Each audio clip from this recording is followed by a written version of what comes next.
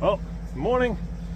We're packed up and going. I added a few more things to the list. I was laying there last night and I was like, forgot clippers for vines and brush and an axe for roots and stuff like that that might get in the way. And then shovels to dig a path under the car to get the jack under. That would have been a key thing that I really would have been mad that I forgot, because you always need to shovel your way under the car to get a jack under there. And then a rake and then a clod type hoe, because the inside of the car is full of debris also. So I want to get as much of that tree debris out so when I'm going down the highway it's not blowing stuff everywhere. It's going to look sketchy as it is. So yeah, so we got another bundle of landscaping equipment and more landscaping equipment in there. Got the axe, loaded up a cooler, threw in a bunch of drinks. I'm going to stop and get more. Big top to be able to lay down on the ground. I got a tripod. I got, I think, everything, but that's what it takes. And there'll probably still be something I'm doing without. Anyway, let's hit the road. I got an hour and a half to where I'm picking up the truck and the Bobcat, and then from there I think it's about a half hour, 45 minutes north of there. Let's get this show on the road. Well, first leg of the journey is underway. Made it to the pickup point for the Bobcat and the other truck. So I got Chris behind me driving the F350 with the Bobcat. Yeah, Chris is driving the F350 with the Bobcat, and then his brother is driving his truck as a emergency escape vehicle. So we're on the way. We're going. Well, we're here. Matt showed up and we got Sean. Sean's here. Chris is here. So a lot of the regular crew from the house and stuff like that. So we're gonna stop blazing a trail through here and get out and take a look and make a plan. Long way or the short way? Widthwise. Yeah.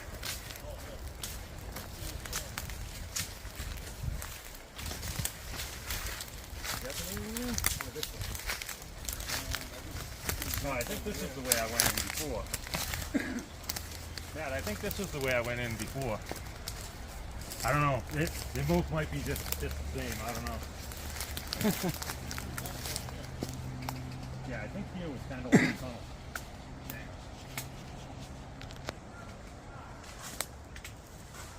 Oh, looks like he's getting through pretty good. This looks like a tunnel. Yeah, it does.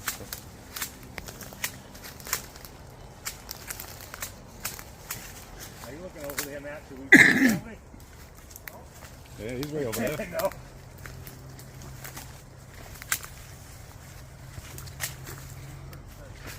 What's that?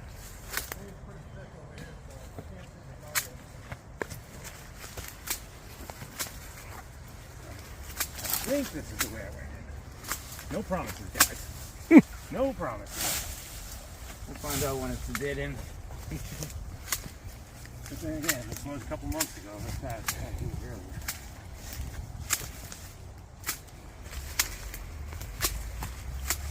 That's going to be the car before us, I bet.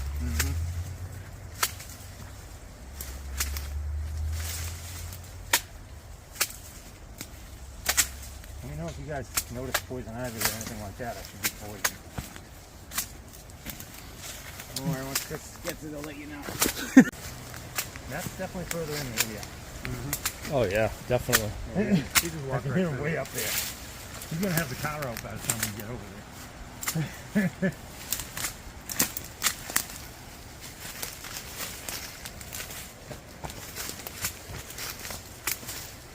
So you have to be careful because you can't go right by the car. Oh really? Yeah, I remember seeing that. Because like we're coming in way outside and the car's over there. Oh. Just load it on that trailer and pull it out.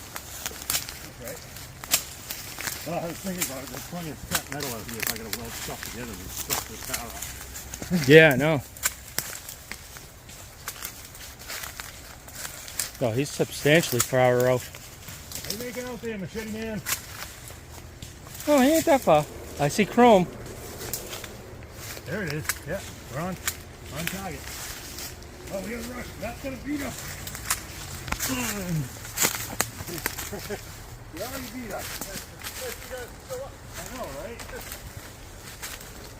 I thought that other side over there was like untappable last time I was here.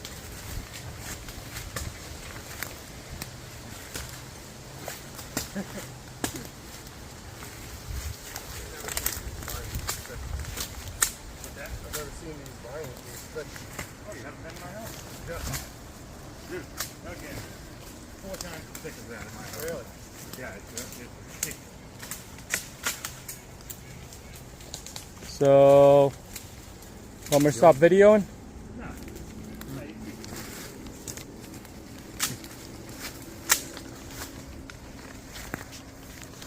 Let's do it.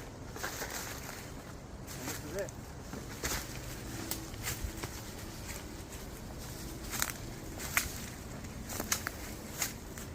She's a beaut, Clark. Oh,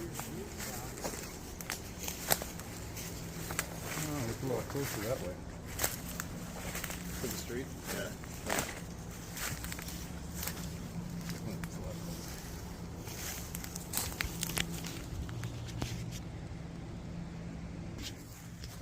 Well, we made it out.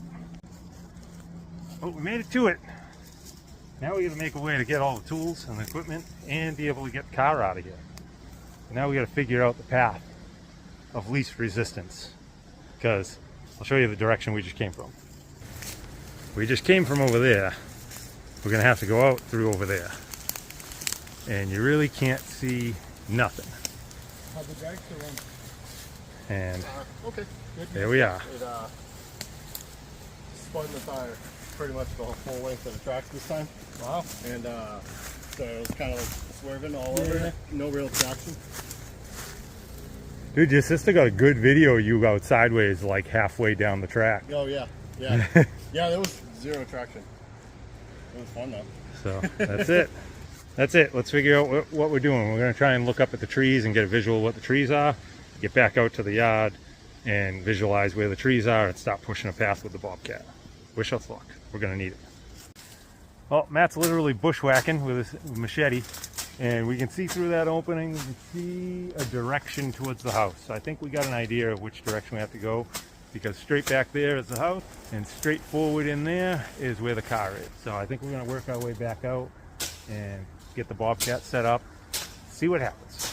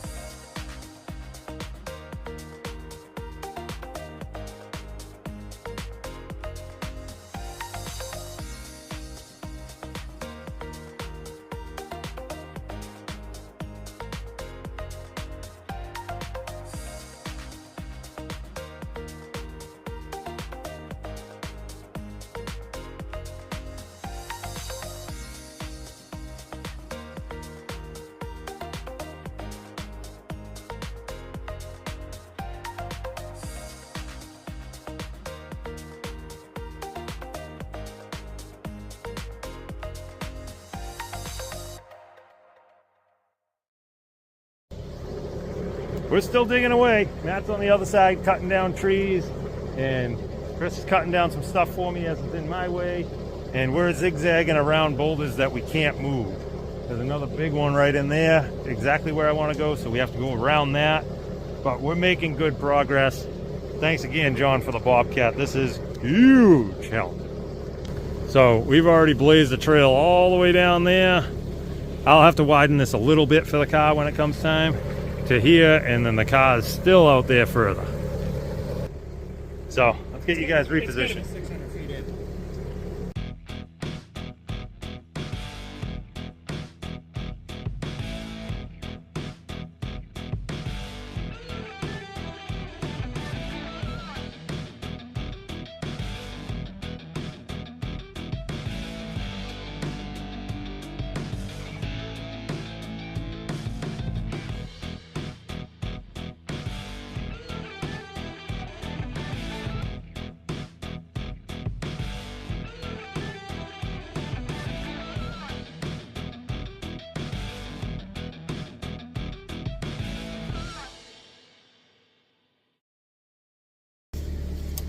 Well, we made it all the way to the car with the Bobcat. So we had to dodge a few boulders and other obstacles along the way. So now we gotta clear the path a little better, widen it a little bit more, and then go out and pick up a lot of stuff from the truck, jacks and all that fun stuff. So we're gonna work on clearing this a little better, scratching up some of the ground, get some of this overgrowth out of the way, and then we'll get back to it.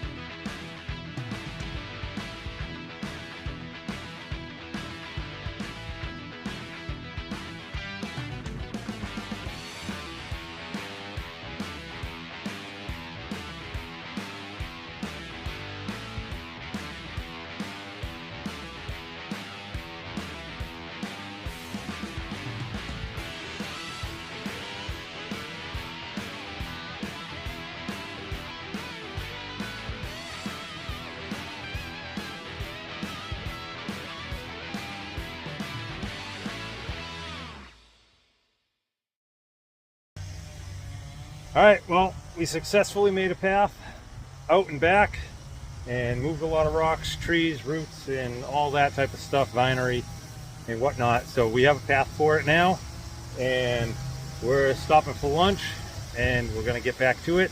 But this will probably be the end of the video for today. So we'll see you guys on the next video. It'll either be tomorrow, possibly tomorrow. I'll leave a comment. I'll leave in the description when the next video is coming.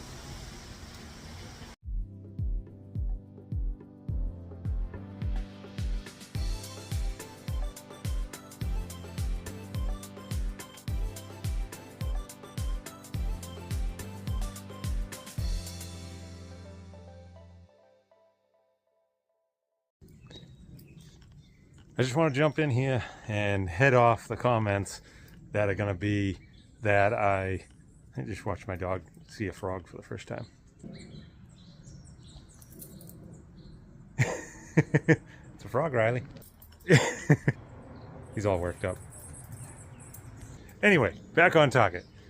I just wanted to head off some of the comments. I know there's going to be some comments about you destroyed the jungle to get a piece of crap car out and all types of you ruined nature and all that stuff.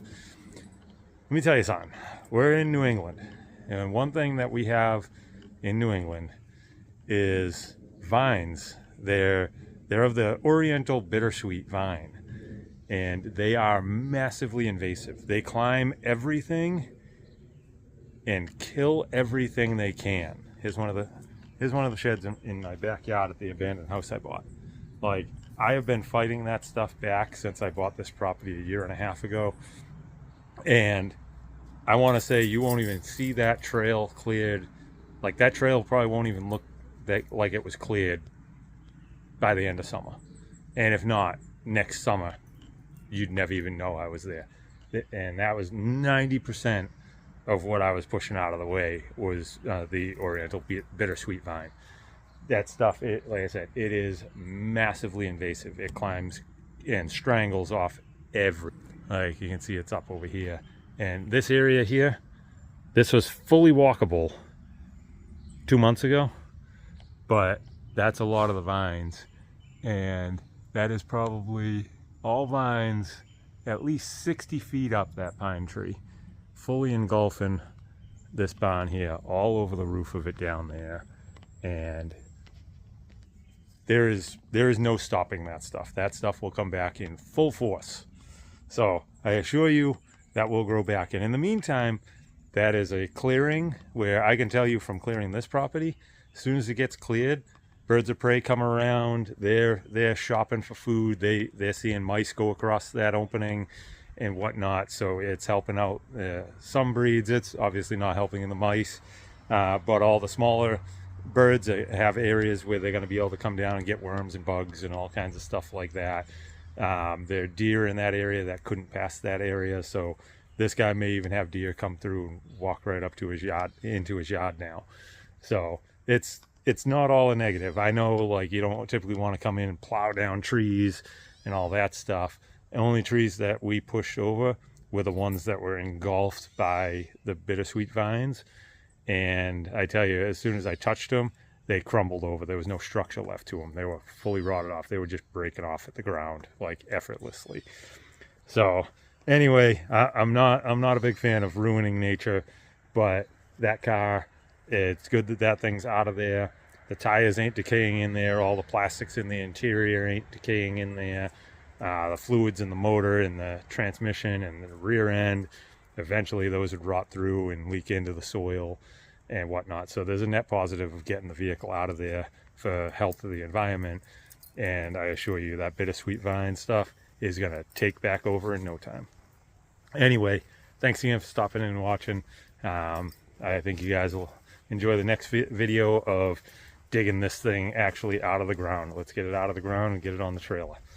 That video should be posting tomorrow. Thanks for watching.